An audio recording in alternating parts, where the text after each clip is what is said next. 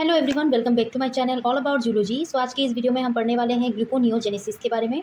Gluconeogenesis जो है वो बेसिकली क्या करता है, ग्लूकोज का सिंथेसिस करता है फ्रॉम नॉन शुगर प्रिकर्सर से। ठीक है, नॉन शुगर प्रिकर्सर जो है वो क्या होता है, वो ग्लाइकोलाइटिक प्रोडक्ट हो सकता है। ग्लाइकोलाइसिस प्रोसेस में हम लोगों ने देखा था कि जो पायरुवेट है वो फॉर्म हुआ था, ग्लिसरॉल फॉर्म हुआ था। सो इन सब ग्लाइकोलाइटिक प्रोडक्ट से क्या होता है कि ये ग्लूकोज सिंथेसिस हो सकता है, ग्लूकोज फॉर्म हो सकता है। और सिट्रिक एसिड साइकिल में जो इंटरमीडिएट्स बने थे उनके हेल्प से भी क्या होता है, ग्लूकोज फॉर्म होता है।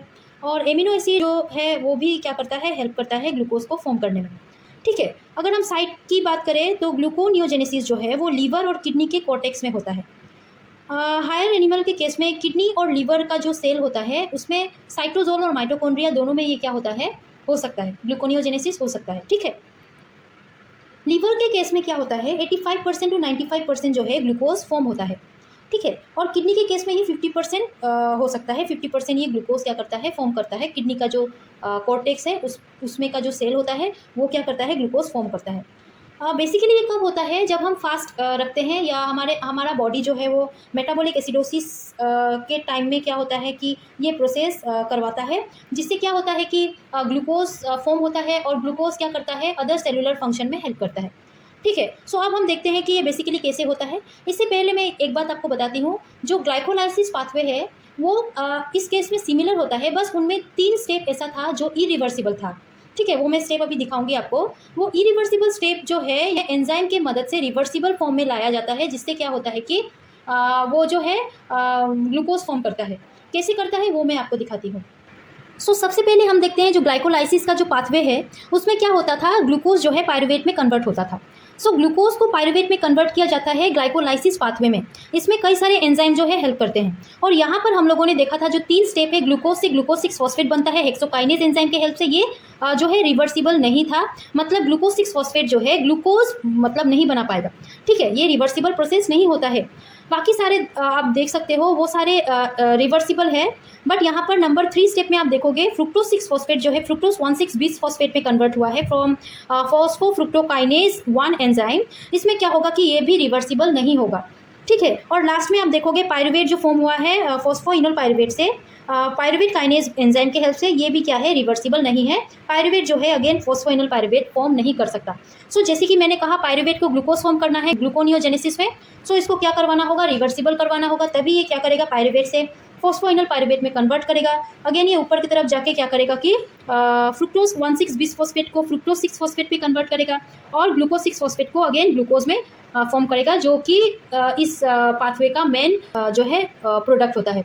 मतलब हमें ग्लूकोज चाहिए होता है ग्लूकोनियोजेनेसिस में। इस तरीके से जो है ये पाथवे चलता है। अब मैं डिटेल में बताती हूँ कि कैसे कौन से एंजाइम जो है हेल्प करते हैं। ग्लूकोनियोजेनेटिक पाथवे के बारे में देखते हैं। पहला स्टेप जो होता है वो क्या होता है कि पायरुवेट को फॉस्फोइनल पायरुवेट में कन्वर्ट किया जाता है। जैसे कि मैंने कहा कि ये रिवर्सिबल नहीं होता है, मतलब क्या होता है कि पायरुवेट डायरेक्टली फॉस्फोइनल पायरुवेट में कन्वर्ट नहीं होता है। इसको कन्वर्ट करवाने में 2 रिएक्शन लगते हैं, 2 रिएक्शन की ज़रूरत होती है। फर्स्ट रिएक्शन जो है उसमें क्या होता है, जो पायरुवेट है जो ग्लाइकोलाइसिस से बना है, उस पायरुवेट को क्या किया जाएगा, ऑक्जेलो एसीटेट में कन्वर्ट किया जाएगा। अब ऑक्जेलो एसीटेट में कन्वर्ट किया जाएगा उसमें एंजाइम लगेगा। एंजाइम जो हेल्प करता है उसका नाम होता है pyruvate carboxylase enzyme. Pyruvate carboxylase enzyme जो है पायरुवेट को ऑक्जेलो एसीटेट में कन्वर्ट करता है। अब जो कि ये बेक रिएक्शन हो रहा है, इसमें क्या होगा कि एटीपी लगता है, हाई एनर्जी जो है वो रिक्वायर होती है। ठीक है, एटीपी की मदद से क्या होता है, पायरुवेट जो है कार्बन डाइऑक्साइड के साथ मिलकर पायरुवेट कार्बोक्सिलेज एंजाइम की मदद से ऑक्जेलो एसीटेट फॉर्म करता है। इसके बारे में हम डिटेल में जानते हैं कि पायरुवेट कार्बोक्सिलेज जो है वो बेसिकली क्या होता है। पायरुवेट कार्बोक्सिलेज जो है वो बेसिकली माइटोकॉन्ड्रिया का जो है एलोस्टेरिक एंजाइम है। ठीक है, इस एंजाइम का जो प्रोस्टेटिक ग्रुप है उसमें एक कंपाउंड जो है रहता है, जो एंजाइम रहता है हम बोल सकते हैं, जिसका नाम होता है बायोटिन। बायोटिन बेसिकली क्या करता है, कार्बन डाइऑक्साइड को कैरी करता है, कार्बन डाइऑक्साइड कैरियर आप बोल सकते हो, ये बायोटिन होता है। ठीक है, इसको क्या किया जाता है, एक्टिवेट किया जाता है, इस एंजाइम को एक्टिवेट किया जाता है। और एक्टिवेट कौन करता है, 2 मेटल आयन करते हैं जिनका नाम होता है मैग्नीशियम आयन और मैंगनीज आयन। अब सेकेंड रिएक्शन अगर हम देखें तो यहाँ पर क्या होता है, जो ऑक्जेलो एसीटेट फॉर्म हुआ है रिएक्शन फर्स्ट में, वो अब क्या होगा, फॉस्फोइनल पायरुवेट में कन्वर्ट होगा। अगेन इसमें एंजाइम लगता है और उस एंजाइम का नाम होता है फॉस्फोइनल पायरुवेट कार्बोक्सीकाइनेज। ठीक है, यहाँ पर भी एनर्जी लगता है जो कि जीटीपी जो है हेल्प करता है। ऑक्जेलो एसीटेट को क्या करता है, ये फॉस्फोइनल पायरुवेट में कन्वर्ट करता है। कौन करता है? फॉस्फोइनल पायरुवेट कार्बोक्सीकाइनेज। अब हम इस एंजाइम के बारे में भी देखते हैं, ये एंजाइम किस तरीके से हेल्प करता है। ये जो एंजाइम होता है फॉस्फोइनल कार्बोक्सीकाइनेज, फॉस्फोइनल पायरुवेट कार्बोक्सीकाइनेज, ये बेसिकली माइटोकॉन्ड्रिया और साइटोसोल दोनों में प्रेजेंट होता है। ठीक है, ह्यूमन के केस में ये माइटोकॉन्ड्रिया और साइटोसोल में होता है, बट रेट और माउस के केस में ये कहाँ पर प्रेजेंट होता है? साइटोसोल में प्रेजेंट होता है। अब जैसे कि मैंने कहा कि जो ऑक्जेलो एसीटेट है वो कन्वर्ट होता है फॉस्फोइनल पायरुवेट में। यहाँ पर देखिए एक प्रॉब्लम होता है। क्या प्रॉब्लम होता है? जो फॉस्फोइनल पायरुवेट कार्बोक्सीकाइनेज एंजाइम है वो अगर माइटोकॉन्ड्रिया में प्रेजेंट है तो क्या होगा? ऑक्जेलो एसीटेट सिंपली फॉस्फोइनल पायरुवेट में कन्वर्ट होगा और साइटोसोल में ट्रांसपोर्ट किया जाएगा ग्लूकोनियोजेनेसिस के लिए। ठीक है, बट अगर फॉस्फोइनल पायरुवेट कार्बोक्सीकाइनेज साइटोसोल में प्रेजेंट है तो क्या होगा? ऑक्जेलो एसीटेट को बाहर आना पड़ेगा साइटोसोल में, क्योंकि हमें पता है ऑक्जेलो एसीटेट कहाँ रहता है? माइटोकॉन्ड्रिया के अंदर। इसको पहले तो साइटोसोल में आना पड़ेगा, जो कि साइटोसोल में प्रेजेंट है ये एंजाइम जो इसको फॉस्फोइनल पायरुवेट में कन्वर्ट करेगा। ऑक्जेलो एसीटेट को क्या करना पड़ेगा? साइटोसोल में आना पड़ेगा। अब साइटोसोल में ये खुद आ नहीं सकता, क्योंकि माइटोकॉन्ड्रिया का जो मेम्ब्रेन है वो ऑक्जेलो एसीटेट के लिए क्या है? इम्परमिएबल। मतलब ऑक्जेलो एसीटेट के लिए जो है ट्रांसपोर्टर प्रेजेंट नहीं होता है माइटोकॉन्ड्रिया के मेम्ब्रेन के अंदर। ऑक्जेलो एसीटेट जो है अपना ऑक्जेलो एसीटेट फॉर्म में वो बाहर नहीं आ सकता। इसको पहले तो मेलेट में कन्वर्ट होना पड़ता है, फिर ये मेलेट क्या होता है कि स्पेशल ट्रांसपोर्टर के हेल्प से माइटोकॉन्ड्रिया का जो मैट्रिक है उससे ये क्या होता है? साइटोसोल में आता है। अच्छे से समझाती हूँ। ऑक्जेलो एसीटेट जो है फर्स्ट रिड्यूस होता है मेलेट में, क्योंकि ऑक्जेलो एसीटेट के लिए कोई भी ट्रांसपोर्टर मेम्ब्रेन में प्रेजेंट नहीं है। ठीक है, ये रिड्यूस होगा पहले मेलेट में। कौन रिड्यूस करता है? एक एंजाइम है मेलेट डिहाइड्रोजिनेज। आपको पता होगा सिट्रिक एसिड साइकिल में मैंने बताया था मेलेट जो कैसे फॉर्म होता था। मेलेट डिहाइड्रोजिनेज जो है वो क्या करेगा? ऑक्जेलो एसीटेट को क्या करेगा? मेलेट में कन्वर्ट करेगा। जैसे ही ऑक्जेलो एसीटेट मेलेट में कन्वर्ट हुआ माइटोकॉन्ड्रिया के अंदर, वो क्या करेगा? स्पेशल ट्रांसपोर्टर के जरिए माइटोकॉन्ड्रिया का मेम्ब्रेन जो है वो पार करके साइटोसोल में आएगा। साइटोसोल में अगेन मेलेट डिहाइड्रोजिनेज एंजाइम उसको ऑक्जेलो एसीटेट में कन्वर्ट करता है।